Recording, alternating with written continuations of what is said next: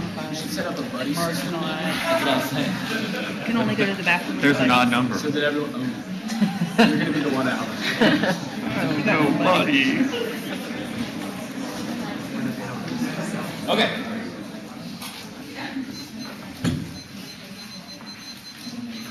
I want to also thank our university for hosting this tournament, the support of President David Bourne and all the people in the OU administration who I know don't get any credit for the work that they do, but really made this tournament the largest debate tournament, I think, the last 10 years, really operate effectively. I want to thank my debate coaches. First, I want to thank my high school coaches, Shelley Heaps, Amanda Oliveris, and Judith McMasters.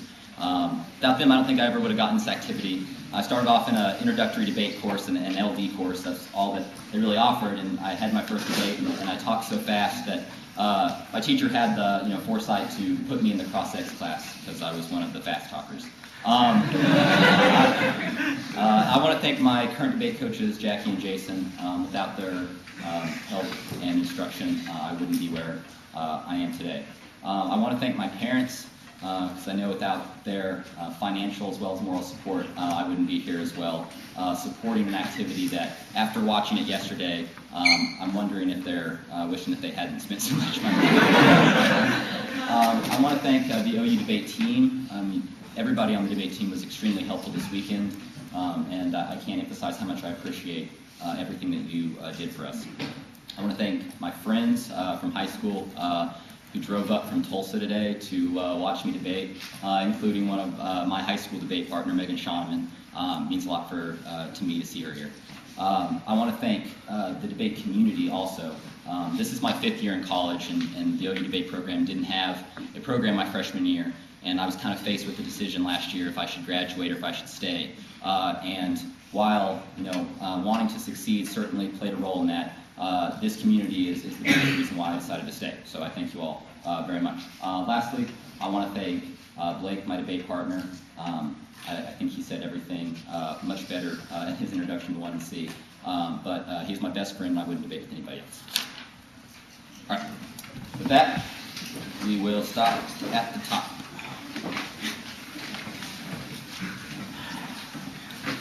Okay.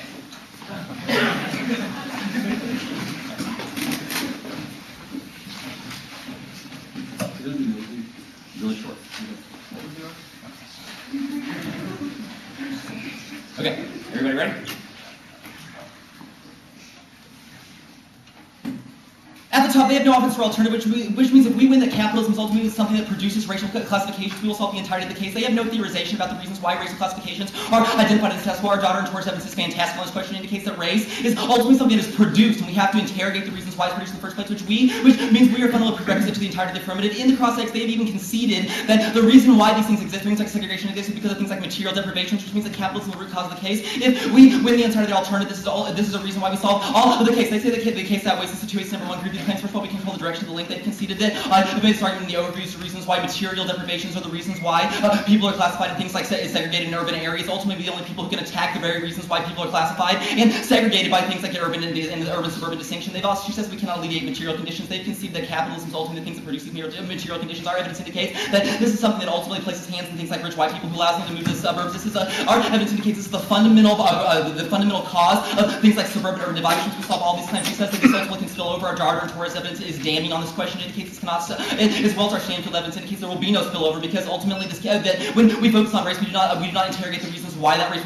was produced, which means we will continue to reify the very distinctions that justify racism in terms of the entirety of the case. They've also considered Stanfield evidence, which indicates that even if people are integrated into schools and they achieve the entirety of the solvency for the case, these people are only now commodities in terms of the labor market, which means they do only work to reproduce the capitalist system, which produces racial classifications. Is also another case turns. She said that we can't solve material consequences. I will not repeat myself anymore. She said that the case ultimately comes prior. However, she reads a piece of Rorty evidence. However, this Rorty evidence indicates we just have to have concrete solutions. There's no reason why our alternative is not concrete. She's done no work in the 2AC. She's not allowing new arguments in the 1R. You should also prefer our link arguments. They are all specific here. This our evidence indicates that their concrete action ultimately fails and is resistant to an interrogation of capitalism produces racial differences. Here is more evidence on this question of Brown 2K6. As it casts the political and social place where individuals fix ideas, interests, and ideas shape and bargain tolerances, to remove the political table such so purely natural limits that can the of the public life experience with the power and difference growth, the more citizens withdrawn from private identities and acceptance of it fills into the tools, obstacles, and private identities, the more we appear tolerance and solution to our differences, privatization, naturalization, difference, tolerance, personally bears the social powers constitute a difference when children. School children are instructed to tolerate another's race or ethnicity. The powers producing these differences, marking them as significant, and organizing them besides of inequality, exclusion, deviance, or marginalization, are ideologically vanquished. She says that we have to have a plane focus. All of our links are specific to the plane. You can extend all of our Stanfield evidence as well as our Darter evidence on this claim. Additionally, you should extend our hidden evidence on this question. Our evidence indicates that the notion of the urban inclusion ultimately is wrapped up in a nationalist discourse that reproduces the state. Our evidence indicates the state is a primary cause of things like racial designations, classifications. This is another case that they have conceded in the 2AC. They've also conceded our Vincent evidence, which indicates that education ultimately is co-opted by conservatives because it trains people to champion things like democracy, which our evidence indicates ultimately uphold things like white power. It fundamentally turns the entirety of the case. And here is a new urban-suburban link. Naturalizing the urban-suburban space also naturalizes racial differences. Their integration cannot overcome, turns the case in 99.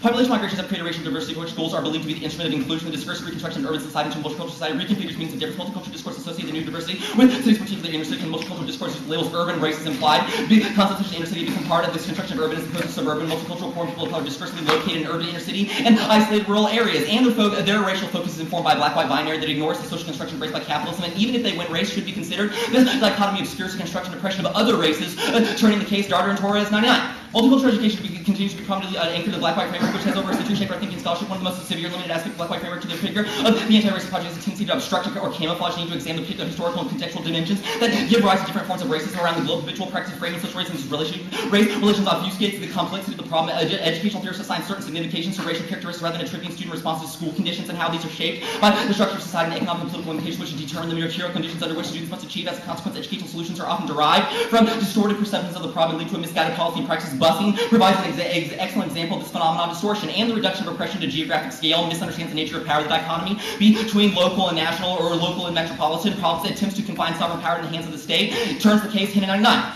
Urbanism and oppositional space relates to comparative studies of globalization, regionalization, and both dichotomy between national and local is the closest assumption that always in the geographic scale helps to understand issues social justice, equality, embedded in geographic scale, to populational reasoning. In the state of sovereign notion of power, which groups of people wield the power to dominate others, the bigger the geographic scale over which privileged groups exert control is assumed. The more power is used and abused. The dichotomy of global-local obscures the productive side of power, which power is localizable to assume in particular our global under national is a way to exclude. The national mobilizes large-scale theoretically encompassing questions and answers that gloss over the historically singular and particular effects of power that construct patterns of inclusion, exclusion, the merging of urbanism within current discourse. The community relocalizes power, does not destroy or make it more equitable. Global-local distinctions such as centralization versus decentralization are used to frame arguments for social reform and can work to reinscribe new forms of injustice and inequality.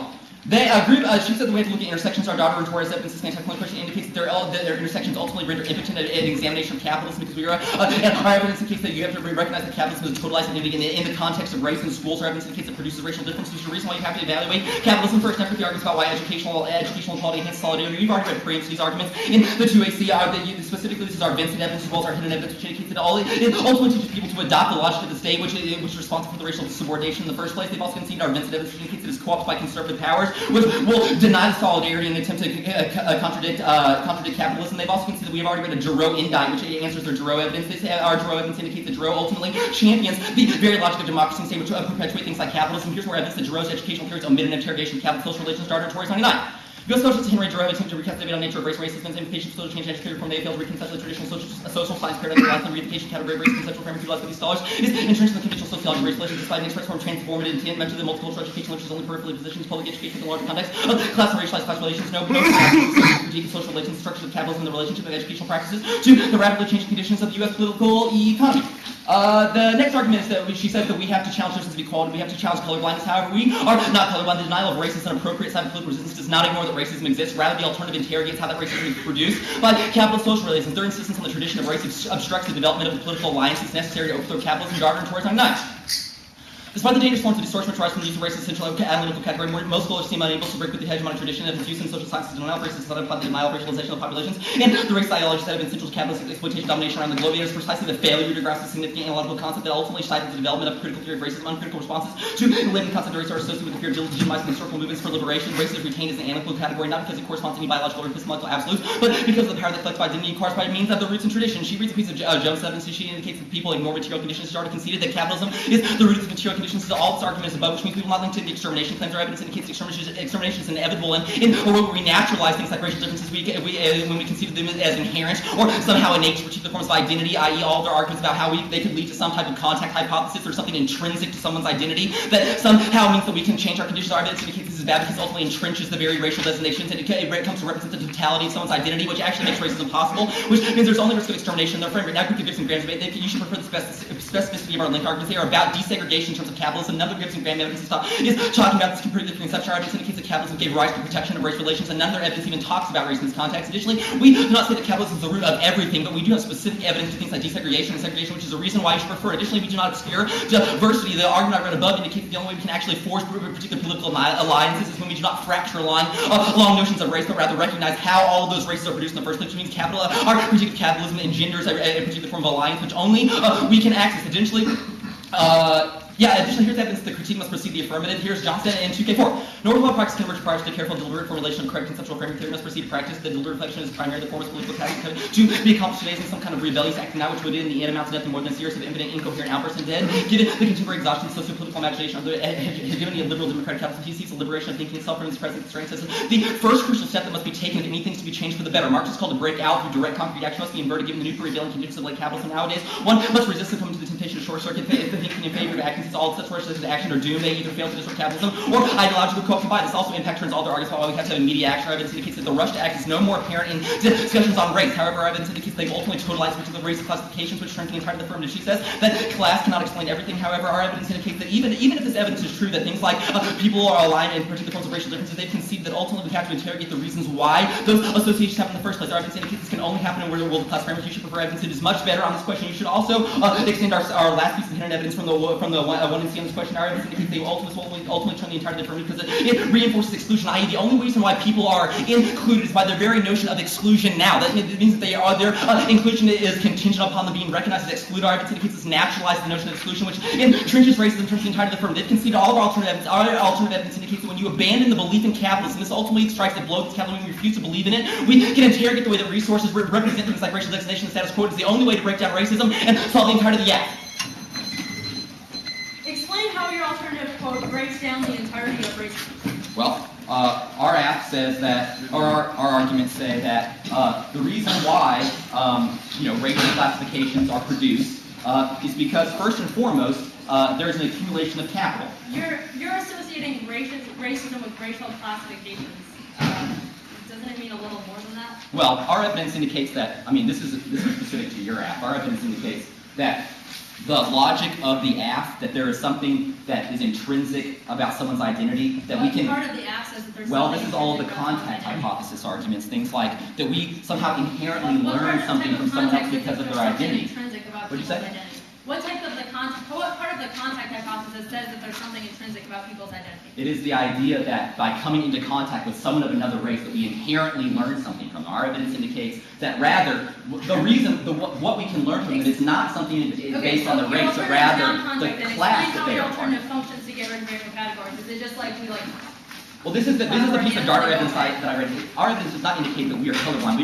We don't deny that racialization happens in the status quo. It is just a question of how that is produced, which our evidence indicates happens in explain how class. you can change the way that is produced. Well, our evidence indicates that when we do not fracture along racial lines, we do not compete along racial lines, things like the black-white dichotomy evidence that I read, when we recognize that capitalism produces these differences. A large amount of importance to these racial lines. How can we get rid of those? Is your claim that we can simply wish them away, and how is that distinct from the conservative? No, our evidence does not say that we would wish away all racial designations. Our evidence does say, however, that the affirmative treats them as something that is somehow immutable. Don't talk about what we do that's bad. Talk about what you do to rectify this. Well, our evidence, I was just explaining to you, our evidence indicates that we recognize the way that class structures these identities, allows people to forge alliances that are cross-racial, and that people recognize that the reason why the racial designation is bastardized in the status quo is because of things like capitalism. Our evidence indicates this is the only way to forging true alliances, which internally turns all your alliances. Is your claim that racism has never operated in society without capitalism being the root cause? Pardon me? Isn't that reductionist? Isn't it very reductionist to say that capitalism is the root cause of all racism in society? Our evidence indicates that, I mean, regardless of this claim, our evidence indicates that the best way to challenge racism in the current context of the United States, and particularly in the context of segregation, is what? What does this mean student locked into a school who will not be able to graduate and get a job? Well, our evidence indicates that very question, the idea that the key to helping that person is to integrate him into the capitalist system, to give him or her an education so they can be a commodity. Like, what do you do for a person who can't buy healthcare or food? Well, our evidence indicates that we would collapse the way that capitalism. How does that work? How does the alternative work? It seems like people have been highly critical of capitalism for a long time. How can you wish away capital? Our evidence indicates that, first of all, our evidence indicates that there is no blueprint or alternative, but it does indicate that the first and foremost primary barrier to upholding capitalism is the belief in it, and rejecting that belief is critical to breaking it down.